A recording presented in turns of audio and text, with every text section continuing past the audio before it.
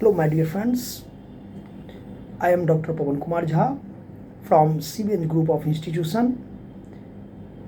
Today, we will discuss how to prepare financial statement with adjustment. Previous video में हम लोग समझे थे, कुछ एडजस्टमेंट के बारे में डिस्कशन भी किए थे। तो उसमें समझे थे कि क्लोजिंग स्टॉक के बारे में हम लोग समझे थे बेसिकली।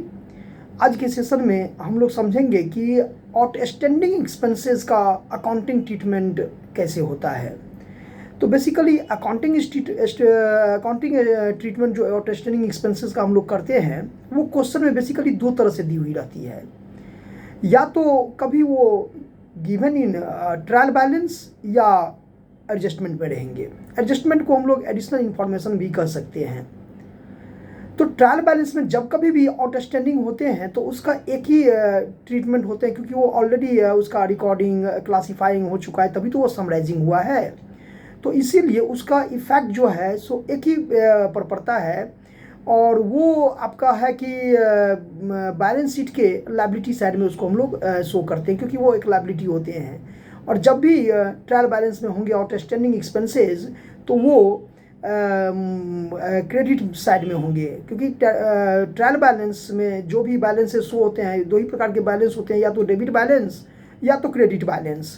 तो basically outstanding expenses trial balance के क्रेडिट साइड में रहेंगे, तो उसका इफेक्ट जो है एक ही जगह पड़ेगा। वैसे भी हम सभी को जानते हैं कि ट्रायल बैलेंस में जितने भी आइटम होते हैं उसको कहीं ना कहीं एक ही जगह होता है। तो उस हिसाब से भी ट्रायल बैलेंस में जो भी आइटम रहेंगे तो उसको एक ही जगह दिखाई जाएगी। तो आउटस्टैंडिंग एक्सपेंसेस अगर ट्रायल बैलेंस में गिवन है तो उसको बैलेंस शीट के लायबिलिटी साइड में शो करते हैं। लेकिन अगर वही आउटस्टैंडिंग एक्सपेंसेस एडजस्टमेंट में दी हुई हो तो इसका हम अकाउंटिंग ट्रीटमेंट दो तरह से करते हैं फाइनल अकाउंट बनाते समय। एक तो उसको डिफरेंट जो भी कंसर्न आइटम है, चाहे वो एक्सपेंसेस में डायरेक्ट एक्सपेंसेस से रिलेटेड हो या चाहे इनडायरेक्ट एक्सपेंसेस से रिलेटेड हो। डायरेक्ट एक्सपेंसेस से होंगे तो उसको ट्रेडिंग अकाउंट के डेबिट साइड में जिस आइटम में जैसे वेजेस से जनरली रिलेटेड होते हैं, आउटस्टैंडिंग वेजेस लिखा हुआ रहेगा, तो उसको हम लोग उस वेजेस में ऐड कर देते हैं और उतना ही अमाउंट को बैलेंस शीट के लायबिलिटी साइड में हम इसको शो कर देते हैं।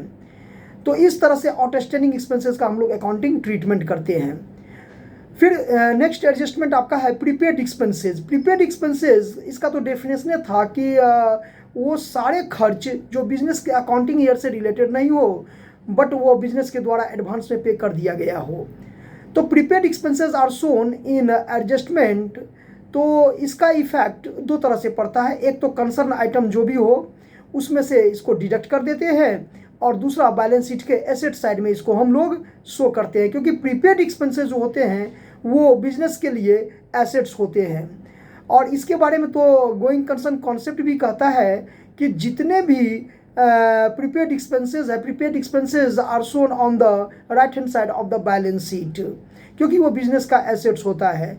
तो अगर प्रीपेड एक्सपेंसेस ट्रायल बैलेंस में हो तो इसको बैलेंस शीट के एसेट साइड में शो करेंगे एक ही जगह, और अगर ये एडजस्टमेंट में दी हुई हो तो इसको हम फाइनल अकाउंट बनाते समय दो जगह करते हैं। एक तो डिफरेंट जो कंसर्न जो भी आइटम है उसमें डिडक्ट कर देते हैं, और दूसरा बैलेंस शीट के एसेट साइड में इसको हम लोग शो करते हैं। तो ये रहा आपका आउटस्टैंडिंग और प्रीपेड एक्सपेंसेस के बारे में। एक एडजस्टमेंट है डेप्रिसिएशन। डेप्रिसिएशन कहता है कि किसी भी मतलब जितने भी any types of fixed assets like building, machine, furniture, हाँ एक्सेप्ट है लैंड। तो depreciation means a gradual reduction in the value of fixed assets due to wear and tear, obsolescence, lapse of time etcetera. तो जिस किसी भी particular fixed assets पर depreciation है तो उसको फाइनल अकाउंट बनाते समय हम उस पर्टिकुलर एसेट्स में से उसको डिडक्ट कर देते हैं। चूंकि एसेट्स को तो बैलेंस शीट के एसेट साइड में शो करेंगे, तो इसको जो भी एसेट्स है, फिक्स्ड एसेट्स है, उसमें डिडक्ट कर देंगे, और उतना ही अमाउंट से हम इसको पीएल अकाउंट के डेबिट साइड में दिखाते हैं। तो इस तरह से हम लोग तीन एडजस्टमेंट को आज हम लोग समझे हैं। तो आज के लिए thank you all of you.